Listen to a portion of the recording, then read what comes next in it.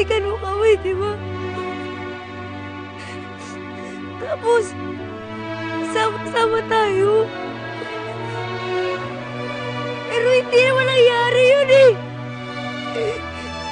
Sabi mo naman, pag inisip ko na madali yan sa bagay, ano pa man yun, hindi madali eh. Pero tayo ilang beses ko na inisip na madali lang ang buhay. Madali lang ang mabuo ang pamilya natin. Na madali lang makalas sa kalye at makalipat sa totoong bahay. Pero tayo,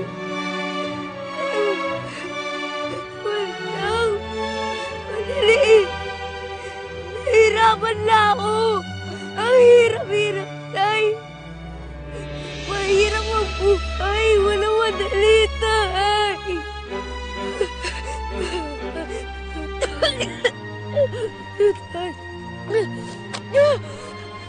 Oh, buhay ka pa pala? Ha? Ito ba yung natigok mong tatay? Ano? Gusto mo rin sumunod sa kanya? Ano?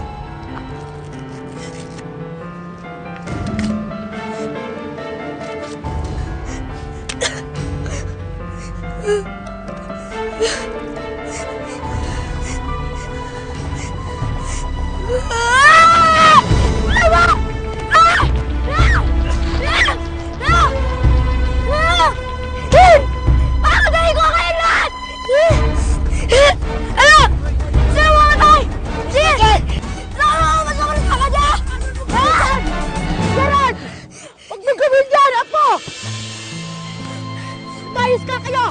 Tara na! Huwag gagawin yan! Akin na nga yan! Bakit ka ba nagkakaganyan?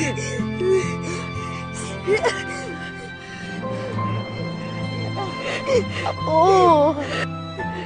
Huwag mo gawin yan! Ako!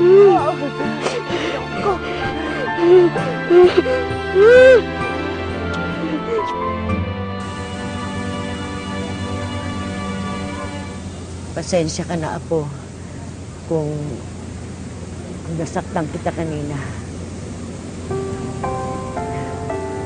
Alam mo, ni minsan, hindi kita o kahit na sino sa inyo ang gusto kong masaktan.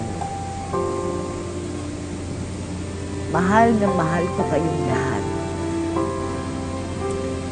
Dahil sa inyo,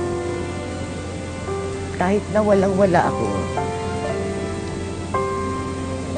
doon niya pa rin ang turing ko sa aking sarili. Kasi,